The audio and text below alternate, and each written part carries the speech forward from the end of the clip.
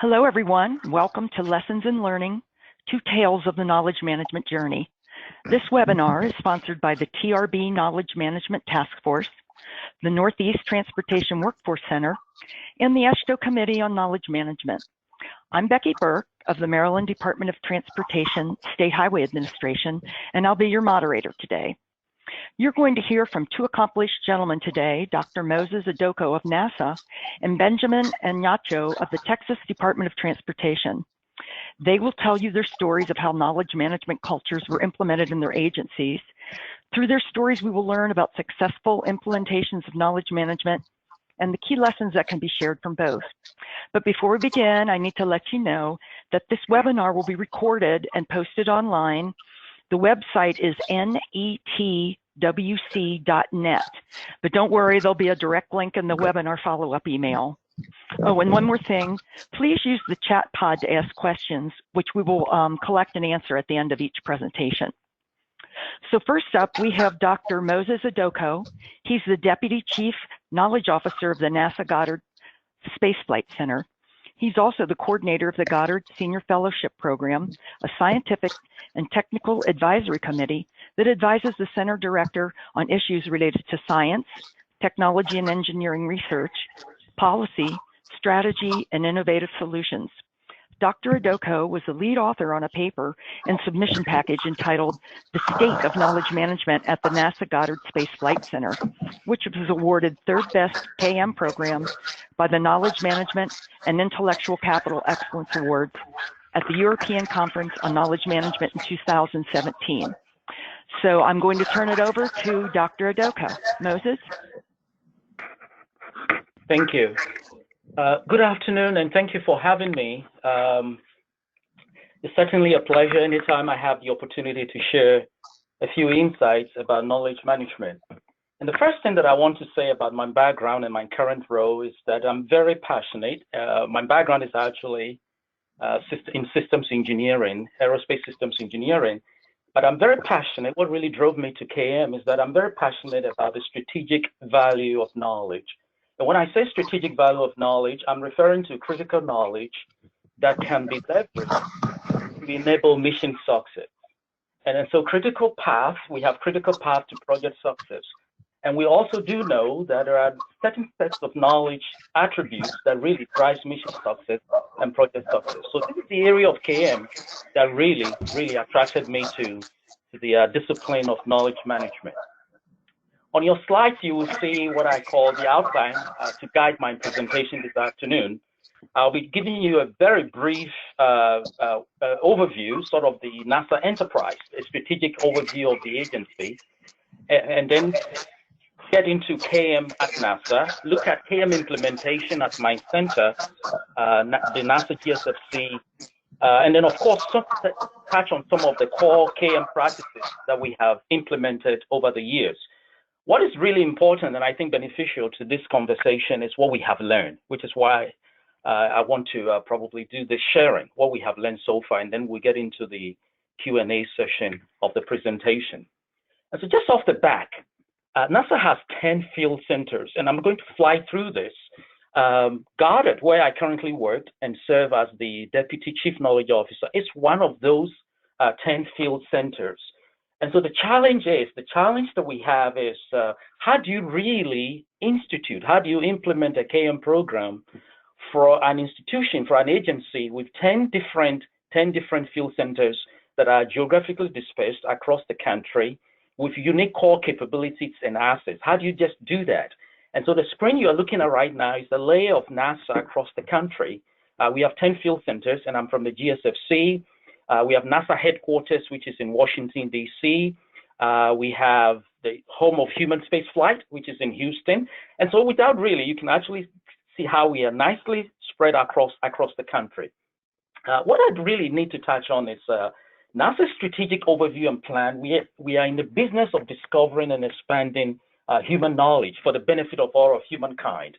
And this really kind of jacks me up that we are, with all our science, engineering, technology work, we are actually about discovering and expanding human knowledge, not just for our benefit, but for all of humankind. And so when you talk about KM, this is rightly ties in that right, directly ties into the NASA strategic directions that we have as an agency. On this slide, which is knowledge management overview, let me begin by saying space exploration is a risky business and full of unknowns, and therefore it is critical and a technical imperative to share and apply the things that we do know and should know to ensure mission success. At NASA, our attitude toward knowledge and learning, I would argue, keeps us doing the new and the challenging. And as I always put it, with our eyes widely open to the risk and pitfalls that are often before us. And so our KM program targets 4 main areas. We target identification, capturing, and I like to add the word not always, sharing and application of critical knowledge. You will hear this word critical knowledge a lot because I believe in knowledge, we believe in knowledge that adds value. And so you will be hearing the word critical knowledge throughout this conversation. The other thing, key thing that I want you to identify, which I will get into, is what we call learning at the local levels, and I'll define what that means shortly. There's something at NASA, we have this notion and called federated approach to knowledge management. And what does that really mean when we say federated approach to knowledge management?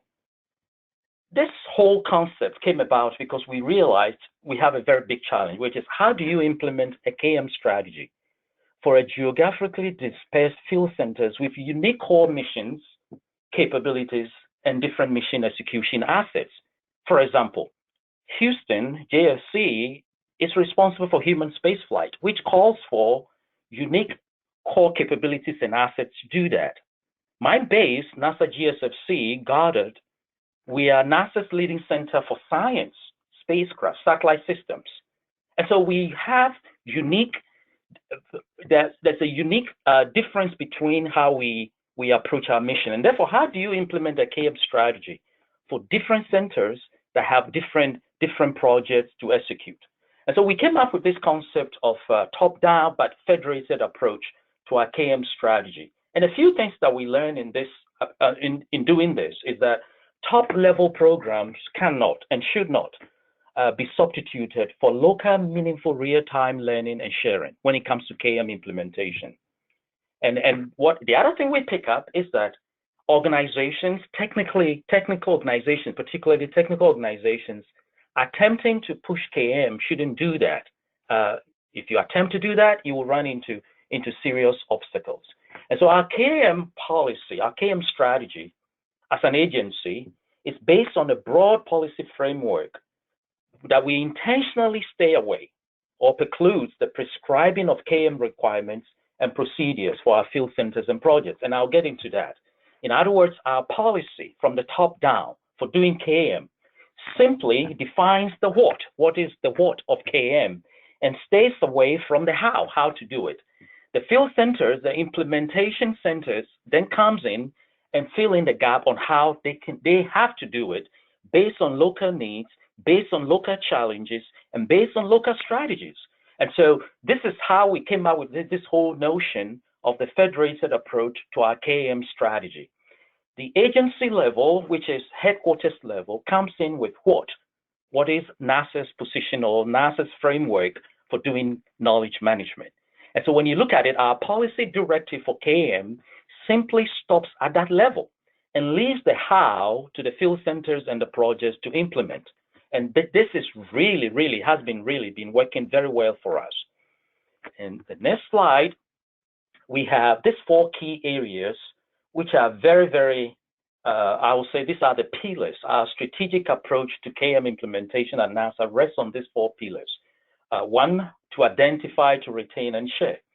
And identify, I do often like to add this word, identify from the clutter. When you talk of knowledge, when you talk of data, when you talk of information, we have a lot of them, petabytes, gigabytes, name it.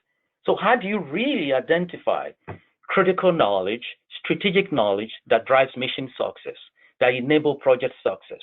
And so this is an undertaking, a big undertaking in itself. And so our KM policy rests on these 4 areas. First, we have to identify what really qualifies to be critical knowledge. And then the second element is retain, to retain the critical and the most important components of this knowledge set that can help us to achieve mission success. And then the third is share. We share the aspects that drive mission success and reduce and to prevent mistakes and to improve. And then the last point, which is improvement, it's this the continuous loop. While doing the identification, retaining, and sharing, all of it aim at improving the way we do business, the way we implement our missions. And so the question that I often get on this slide is, who is responsible with this approach? Who is responsible for doing KM at NASA? And the answer is very simple. It's all personnel. It's all personnel, all teams, all projects, leadership. Everybody is responsible for doing KM. The KM offices we have across the agency, I often put it this way, are champions. They are advocates. We orchestrate, we are conductors of the KM and lessons learned activities and processes. But KM execution and implementation is actually done by all personnel. On this slide, KM implementation as NASA guarded. I pulled this out as a case in point or a case study to illustrate how we do this. The federated approach that I alluded to earlier allows critical knowledge discovery and use at what I call local work units, where such knowledge are most critical and needed. This is very, very important. Discovery and use of critical knowledge is only beneficial to the areas of project execution where they are discovered. So think about a scenario where you have an entity or someone sitting at a headquarters location and prescribing KM solutions and processes for field centers or projects to execute. By the time these prescriptions or these procedures get to those projects, they are irrelevant. And so we learned this the hard way and decided not to approach it that way. And so we allow, our federated approach allows critical knowledge discovery at local work units where such knowledge items are most critical and needed. In so doing, there is this intrinsic motivation and drive by those local work units, execution units, to continue discovering critical knowledge and using it to improve their technical capability and intellectual capacity at that very unit where it is most needed. These two areas are very, very important within the federated approach. Getting local work units to actually be involved and to influence what really goes into what constitutes critical knowledge for project execution. It affords this approach, again, it affords our employees and practitioners the unique opportunity to lead and influence, this is big, influence critical knowledge definition, capture, sharing, and application. And the answer is why? And the response is very simple. It is at these local work units that the value of those knowledge pieces, nuggets, can be appreciated. Those are the entities, those are the units that really knows what is critical to their execution, to that aspect of the system that they own.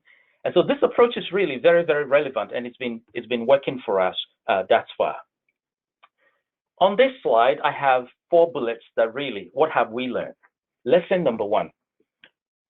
We have learned that in order to be successful, you need a relevant KM strategy. What does that mean? A relevant strategy means be very careful how you go about designing and instituting your KM strategy. We literally shy away from top down because we realize it won't work. Why wouldn't it work? Because we have very unique capabilities. We don't have kind of one uniform defined mission that can be met by one KM approach. And so we shy away from a top-down prescribed solution and went to the federated approach, allowing the field centers that are dispersed across the countries, projects that are all over the map, looking at different space exploration components to define how KM can be of value to them.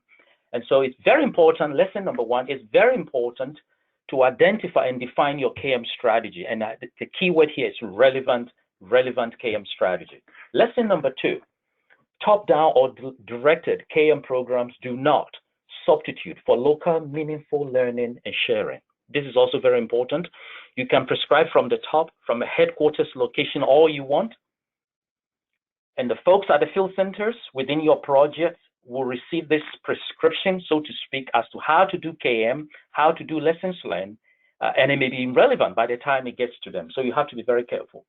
Lesson number 3 that we learn is that KM is a multidisciplinary in scope. And so we learn to avoid the temptations to prescribe solutions from the top. By virtue of this KM discipline being multidisciplinary in scope, it presupposes you have to get a lot of stakeholders to tag in into this process, to buy in, to participate. You have to listen to them. You have to be a champion of KM instead of simply implementing KM as a project. And so we learned that KM is multidisciplinary in scope, and therefore the approach has to be slightly different. Lesson number 4, and this, I'm very passionate about this, KM is more than IT tools. I have nothing against my IT folks, but KM, as we have learned, it's more than IT tools. It goes beyond virtual platforms. It goes beyond repositories. It goes beyond collaborative spaces. You see, at NASA, we learn to shift the focus of KM on IT as a key from IT to something else. We quickly realize if we have to extract, we have to obtain value from our KM resources and KM programs, then we have to focus on peoples. We have to focus on our missions and projects.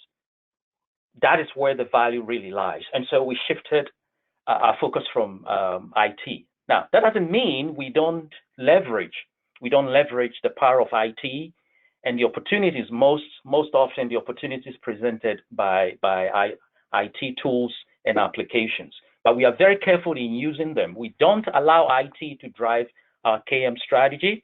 We do it the other way around. We look at the needs of our projects, our missions, our field centers, the specifics of the critical knowledge, retaining, discovering, sharing, and that is only at that point. It is only at that point that we determine what set of IT tools can enable those objectives that we have for our KM project. And so the takeaway from this short is that that I would like to share with you, to leave you with, is that leverage KM to check, verify, test, and test again what you think you are good at doing from an institutional standpoint. So that's how we look at KM. And at this point, I think I'm going to pause and entertain questions and comments. Okay, Dr. Udoka, we have a question, that, at least first question that came in. It says, I work for a company with offices nationwide and feel like we share similar challenges due to having disparate offices with different missions.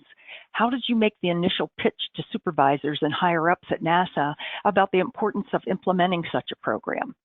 Oh, beautiful. That's a beautiful question. So I like this question. What happened? Our NASA headquarters initially started on that path. And let me give you a little bit of historical context. I think most of you folks online will remember the challenge we had with Columbia, the Columbia accident. And after the investigation, some of the insights that were produced encouraged us to do effective knowledge sharing, knowledge management, lessons learned implementation.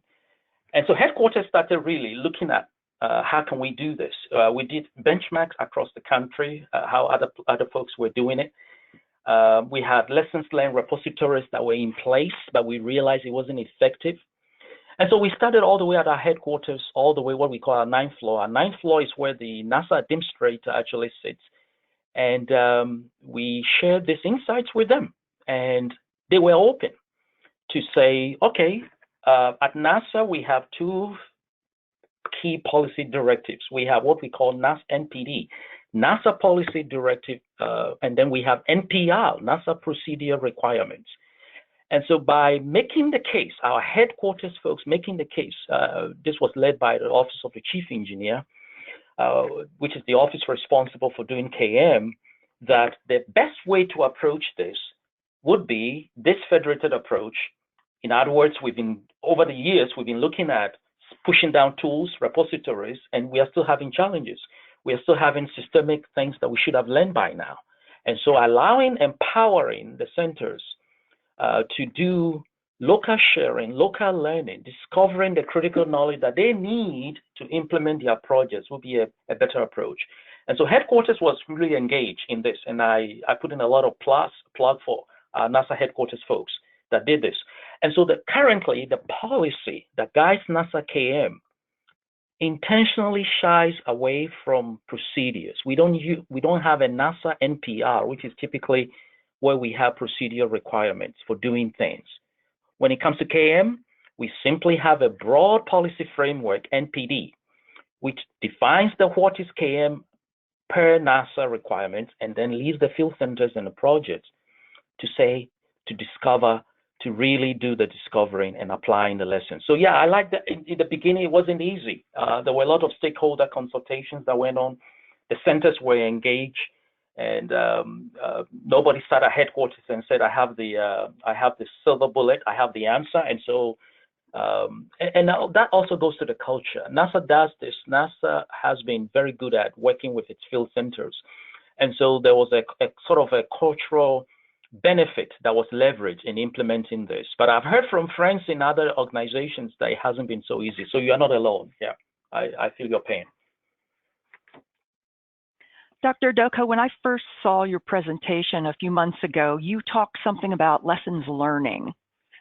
Could you elaborate on that? Thank you. So lessons learning. We still have this term, lessons learned, and I think it's a misconception. When you use that term, lessons learned, there's this misconception. There is this presupposition that you have actually learned the lesson. And in some instances, we keep capturing the same thing. And this is when it hit me that actually we haven't learned. And so I prefer to call these things lessons noted, lessons captured, or lessons learning, lessons that are still in the learning process, right? So, and that goes for many places, but it will be really hard to get the discipline of KM to really revisit this term, lessons learned. Lessons learned is written in the past tense, and I think it's very confusing. How can you have learned, how would you even argue that you have learned a lesson when you keep repeating as an institution? You keep repeating the same mistake. So it's a challenge. It's really a challenge. And so we don't literally play on this word, just words, but we put it into action. And what we do is that when we discover lessons from past projects, I call it the wisdom of project implementation. When we discover these nuggets, these areas of lessons from past missions, we migrate them into our learning programs, into our training programs, into our case studies. We have an entire library of case studies that have been written, that we have written based on our past projects that we have implemented, and some may argue lessons that we learned. But we said, wait a minute, as an institution, we don't think we have learned this. A few folks that participated on the project may have really learned, but as an institution, can we make that case that we have learned? And that's really, that can be debated. And so we tend to live by lessons learning, lessons being applied, lessons be for a continuous improvement sort of mechanism. So yeah, thanks for reminding me. Yeah, lessons learning.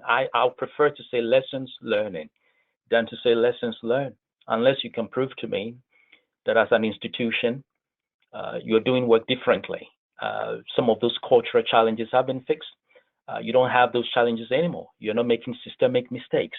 And then at that point, we can come out and say, historically speaking, 10, 15 years ago, we made this mistake and we learned this, and we are not seeing it again as an institution. And so then at that point, you can say, we have learned, lesson learned. But at this point, the kinds of issues that we are struggling with when it comes to KM, mission execution, implementation, and what we are capturing to train and improve our systems, our workforce systems, I would argue, in most cases, we are still learning. Thank you very much. I don't see any more questions. So, and because of time, I'm going to thank Dr. Udoka, and we're going to move on to Benjamin Ignacio. Ben is a quintessential project manager and a pedagogue, a knowledge management facilitator, and momentum builder with more than 25 years of results-driven leadership experience in managing complex programs and projects. He is a senior project manager at TxDOT, Strategic Planning Division, where he manages business processes improvement projects that save the agency millions of dollars. He designed and deployed an extremely successful enterprise-wide knowledge management program, mentoring 51 communities of practice, developed knowledge capturing and knowledge fair and cafe programs that have received national recognition. I would like to introduce you to Benjamin Ignacio, and Ben, take it away. Thank you so much, Becky. Can you all hear my voice? Yes. My voice? Yes, we can hear you. Okay. Thank you so much. It is a high bar to follow after Dr. Moses. Thank you so much for your presentation. I learned so much from your last presentation at the AASHTO conference. Yes, thank you. By no means will you compare TxDOT with NASA. We are still at a baby stage. Everything that has been done since the past 2 years. And today, what I'm going to do specifically is to tell you some stories on how we increase the momentum. I'm sure some of you on this call today will want to know how you can move from point A to point B. Somebody asked the last question, how do you get the buy-in of management? And that's basically what I'm going to try to let you know. What is the missing point? What is the missing link? Where do you start? And in my opinion, I find Knowledge Cafe as that very next step to be able to galvanize the people, bring them into a casual format where silos are discussed, how to break silos. That is my opinion, that Knowledge Cafe is one of those necessary tools, the starting point. I call it, for lack of a better word, a gateway drug to knowledge management. So today, I'm going to make this as quickly as possible. I may not read through all the slides. I have about 17 slides. And I'm going to have introduction, which I've just did, an overview, how we got here. And I will share with you Knowledge Fair and Cafe we did at TxDOT, some of the elements, components, practices, and how to move forward. So AASHTO asked us a question. There was a survey AASHTO sent us to respond to about the state of knowledge management in our organization. My executive sponsor, I contacted with the executive sponsor to see the priority. What is TxDOT's priority? How do we rank it? And eventually, this is what we came up with. Data management, improved productivity and performance, preventing knowledge loss, knowledge transfer and collaboration. And the fifth is supporting knowledge flow, etc. So, in terms of knowledge management, we don't have a formal strategy as an organization. We are working towards that. But however, we have pockets of things happening across the organization in the name of knowledge management.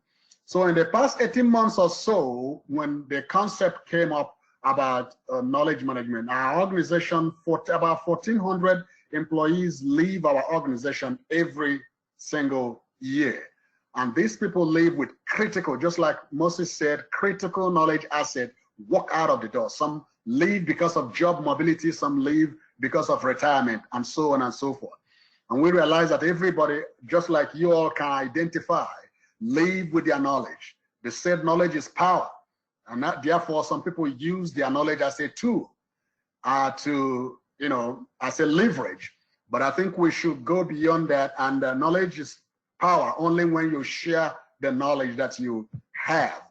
So when I made a business case to my executive sponsor, he instructed that I visit some divisions and see what is already existing in terms of knowledge management. I'm one of those people that hate so much to reinvent the wheel. So I wanted to know what is already existing across the agency. We realized in my first visit, a sample, a snapshot of the agency, of the divisions, we already have about 17 communities of practice existing. Some people are practicing a quasi-mentoring program. You have knowledge, lessons learned activities going on across the organization, pockets of things happening. So I decided maybe I will concentrate on communities of practice. Let's see how we can develop communities of practice and build knowledge management around communities of practice. As of today, we have about 52 communities of practice we have identified functioning at different levels of maturity. So we gathered knowledge workers and started hearing what people are doing across the organization. We have about 12,000 employees distributed across 25 districts across TechDot and 39 divisions. So the first knowledge cafe we had was December 5th, 2018. We had about 61 communities of practice enthusiasts that gathered. They want to know how we can manage knowledge. How can we share knowledge? How can we leverage knowledge? How can we identify critical knowledge? And how can we capture them? 42 divisions out of 59 were represented. And March this year, we had a second knowledge cafe. When I presented at the ASHTO conference January, we haven't had this second knowledge cafe, but there was a link from what we had last year because we had about 94% participation of all the districts and divisions. And we plan to have, we canceled the next one that should have been this month, or I think last month. And then the next one is going to be in September, the third knowledge cafe. So throughout this process, we began to develop a knowledge interview program to capture knowledge from people, and we got mentoring programs going on among communities of practice and outside communities of practice. And one of the cool things we're trying to do now is knowledge audit. Knowledge audit, we want to prioritize knowledge, know where the knowledge are, know what is critical and what is not critical, prioritize them and see how we can start capturing them through the knowledge interview program that we developed.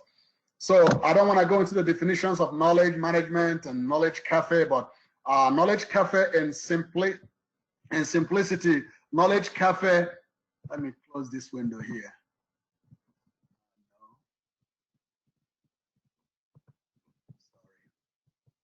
There's a window here. How do I close this window? My goodness. Here you go.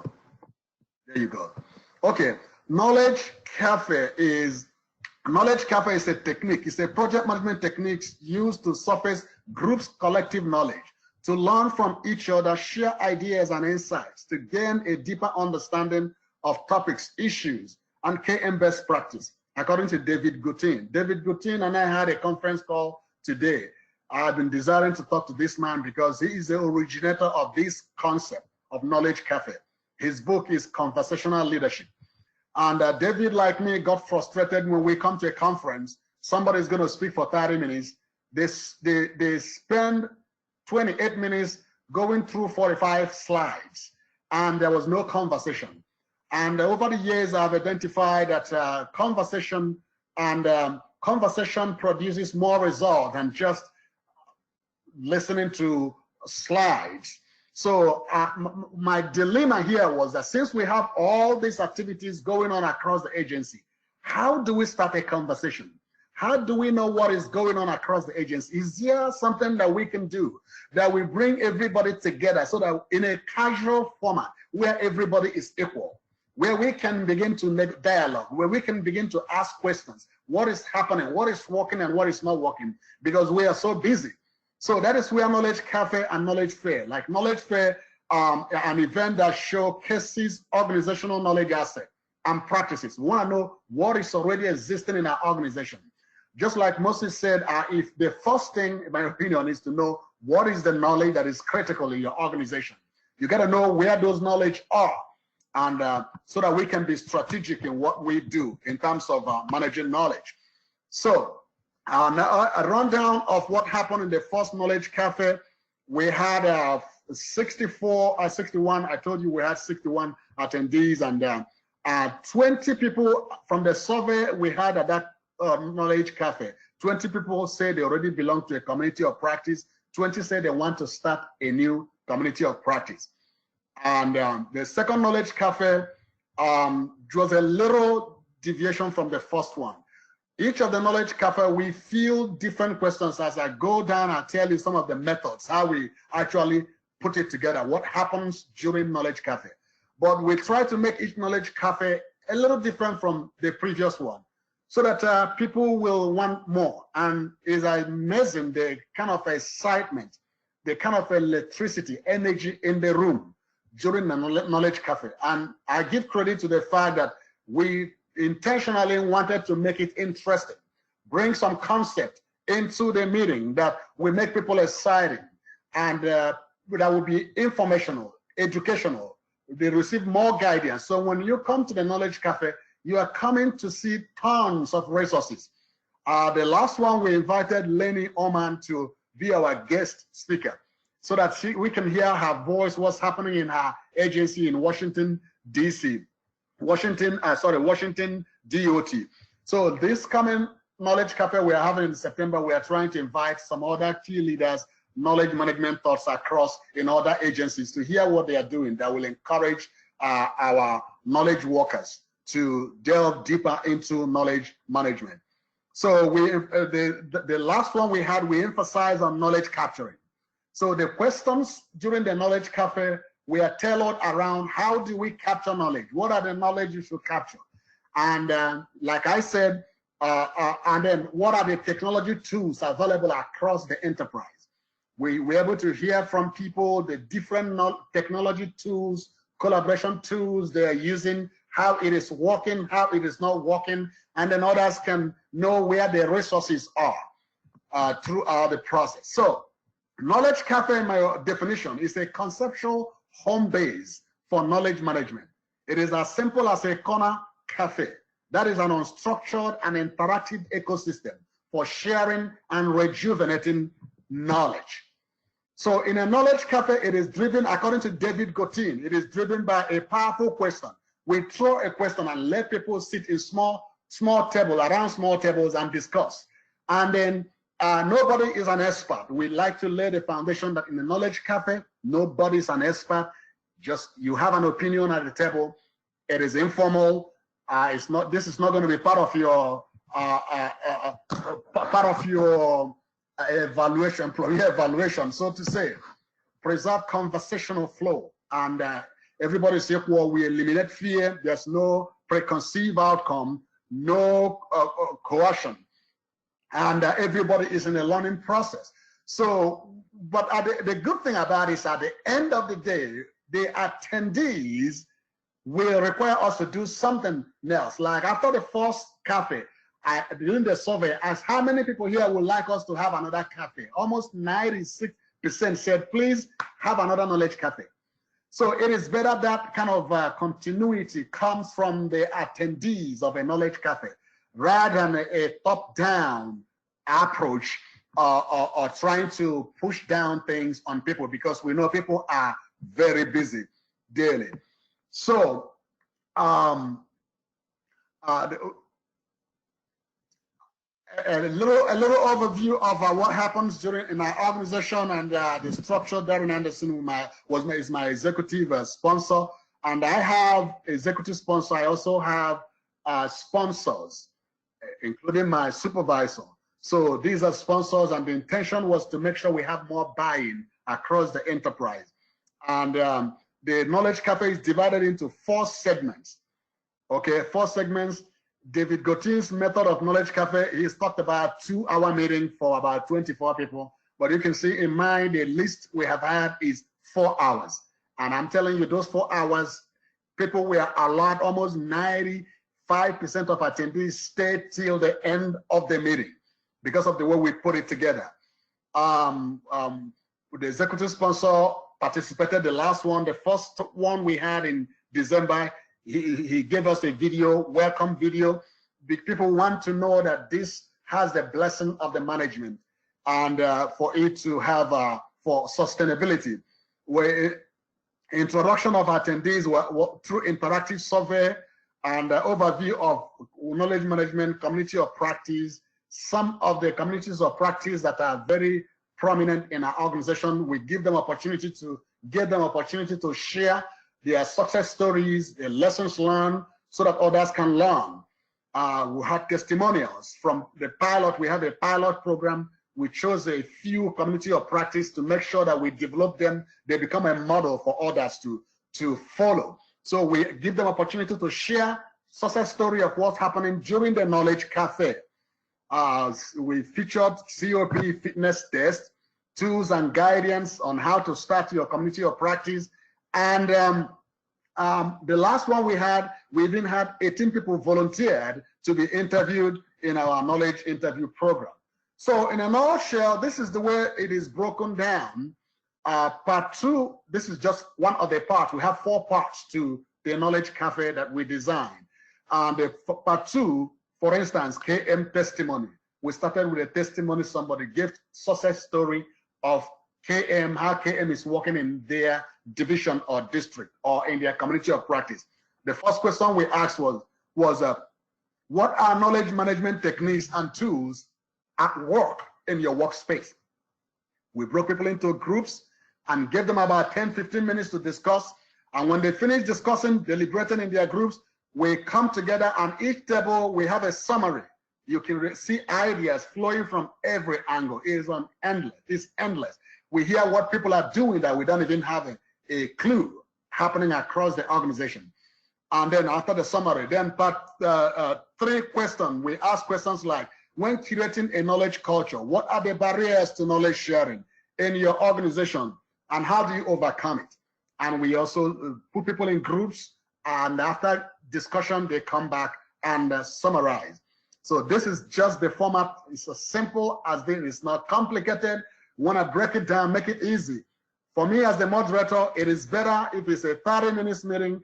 The moderator will speak for 5-10 minutes and let people discuss in the table. Conversational, in my opinion, is the winning key. So after this, both the first and the second Knowledge Cafe that we had, there was an increase in momentum. We had lots of energy in the room, and we had several senior leadership members that participated. The last one, we had 2 people from administration that participated during the Knowledge Cafe, which is cool, in my opinion. And the majority of the attendees, we asked us what next, just like Moses mentioned a while back when he was presenting. People one-on-one me, people have not ceased asking me, Ben, just tell us step by step what to do. We don't want to be prescriptive to tell people, you do X, Y, Z, because it's not sustainable. It's not going to work. It's because every division is different from another division. Every division is unique. Every district is unique. So it is better that people get a principle and tailor it according to their culture, according to their divisions and units. And our role here is to provide guidance. When I say I'm here to provide you every guidance that you need to make sure that your knowledge management activities are operational and working. Your community of practice is functional. Some people say, okay, we are developing our charter. Can you help us? Sure, I help you. I give you a template. If you want me to review it, I review it. If you want me to come and talk to your staff meeting, talk to them about the importance of knowledge management, I can do that. I can help you facilitate.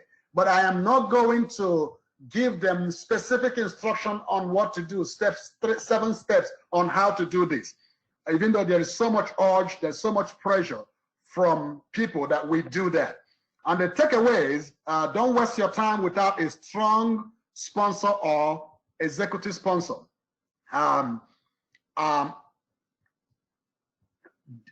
We received so many feedbacks, and those the feedback we had and questions from the attendees help us to strengthen the programs. And like when you hear those feedback from the tables, from the attendees, it helps us to fine-tune and retool our resources, like a collaborative tool, technology tool, interface with IT.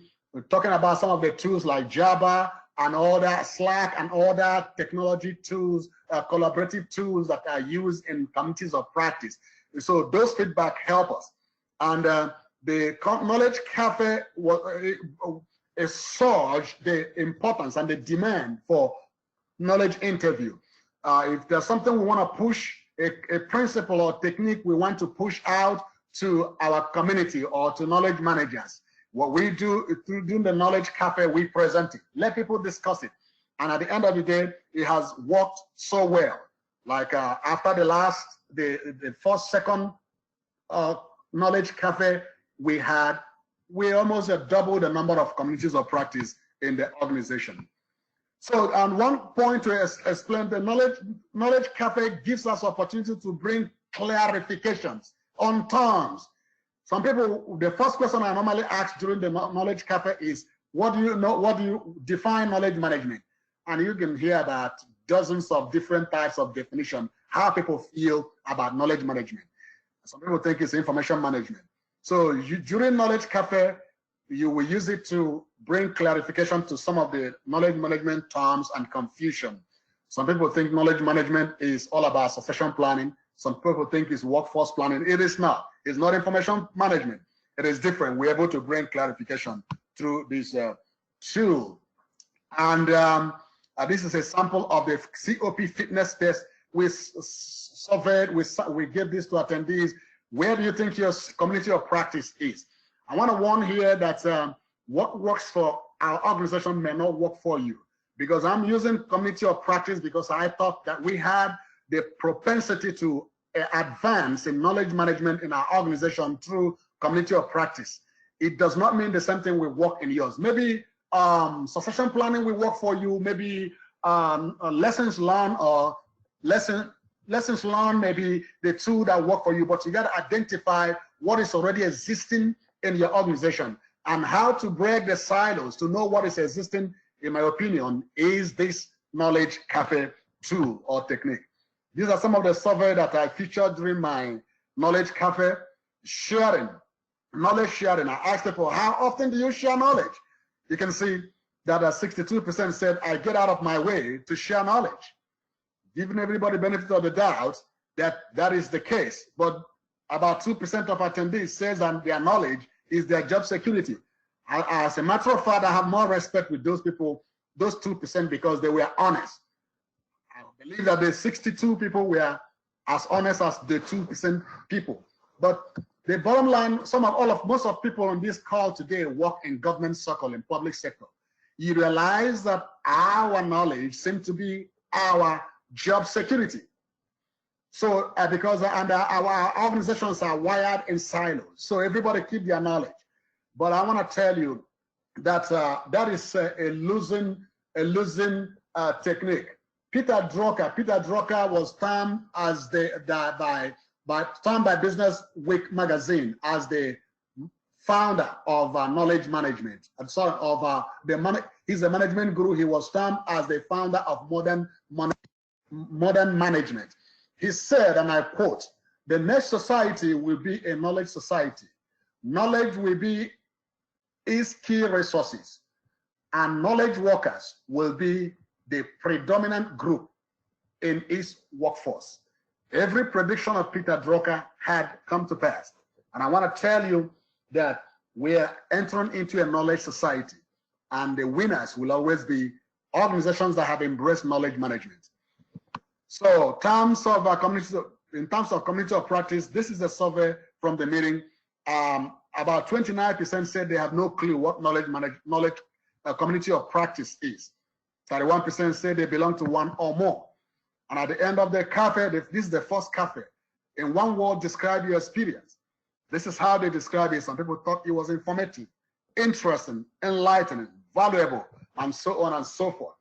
How do you assess this knowledge cafe today? And overall assessment, 4.5 over 5. I like to attend the next knowledge cafe, but 90% say they like to attend one. This made us to plan the next one, and the next one, and the next one.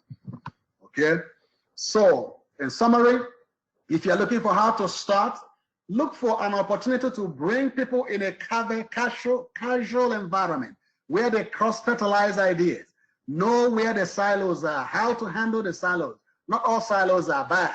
Look at the good silos, the bad silos. How do you bust the silos? How do you share knowledge? How do you create an environment where knowledge sharing is fun and intriguing? I can entertain any question at this point. Okay, Ben, we've had several questions along the way, but you answered them during your presentation, but we do have one that you didn't answer, and it says, what strategies did you use to get support from an executive sponsor? Was it a top-down approach or a bottom-up approach? Thank you so much. The first thing I did when I made a business case, I'm a project manager, so before I manage a project, what I do is to develop a chart, make a business case. So I made a business case to my supervisor, and I am lucky because my supervisor was a retired military officer, and he understood knowledge management. So I didn't need to push hard. So when I gave the reason, we took it to his boss, who is an executive. And he also happens to be a retired military officer who understands the importance of knowledge management. And when he understood it, he called his peers, all the people at the executive level. I presented knowledge management to all of them. Then we went to our executive director, presented knowledge management importance. So this is the part that we went through. But the most important thing is that if it doesn't get the blessing of administration or management, it's not going to go anywhere. And I bet you, don't waste your time if you don't have the blessing of people on top. The most important thing is to see how you can articulate the importance of knowledge management. I can give you 1,000 reasons why everybody should embrace it. When I tell my organization, I use statistics I got from human resources to tell them how many people who are leaving our organization every day. And what do we do? That knowledge management is a solution. It is indisputable. Okay. Well, we had another question. What was the makeup of the Knowledge Cafe folks? Was it all supervisors? Was it a vertical slice? It was amazing. I remember when I sent out the invitation, some district engineers, I remember about 2-3 district engineers who were going to send their assistant. When I talked to them and shared with them about the importance of the meeting, they said, oh, I'm going to come. I was going to send somebody. I came myself. So it was a mixture of people who are in leadership, mid-level, and somewhere in between. So we have, and that's why actually it gained prominence, because we had people from the rank and file and people in management top involved. Like I mentioned earlier, we have 2 people from the administration that participated the last one. And the next one of the, in fact, specifically our chief, the person in charge of our communication had admonished that the next community knowledge cafe, we should invite all the people in the administration to participate. We're working towards that to see if it will be possible for them to participate in our next one. I don't know if that answers your question. Yes, I think it did. We have another question here. How were all the ideas that came out during the Knowledge Cafe captured and synthesized? Beautiful. In the original concept of Knowledge Cafe, there is not even any room for capturing. But no, I'm a project manager, meticulous. We captured every idea that was thrown there. I believe that when you tell people you're going to listen, you hear their voices. When you hear their voices, you implement them. So we actually took notes of all the groups, the discussion in the groups. We compile them and disseminate them to all the attendees. And we have a site that we call Knowledge Cafe site, which is a repository for all the knowledge management ideas, tools, past meeting event presentations, links to external bodies, resources. So we put them there and send the link to all the attendees. Just to the attendees, or does anything go out to all employees? No, we do not send it to all employees. We send it to all the attendees, because like I told you, we have 94% of all the districts and divisions represented. That means like almost everybody in the agency is represented, represented in the Knowledge Cafe. So we don't push out message to everyone. We are not there yet. I hope that when we have an enterprise strategy, that message will actually come from our executive director. It will now be able, we can now push message to everyone, but we don't push message to everyone. We push it to only those who have signed up, who are participating in all divisions and districts. That's wonderful. We don't have any more questions here, but thank you so much. You did a great job. Both of you did a great job, and I was very excited to have you both. To the participants, I hope you learned something today, and I'd like to thank you for participating. Hope you enjoyed it, and hope to see you. We are going to have another knowledge management webinar sometime in mid-October, so stay posted. Thank you and have a wonderful day. Thank you. Thank you for having us. Thank you.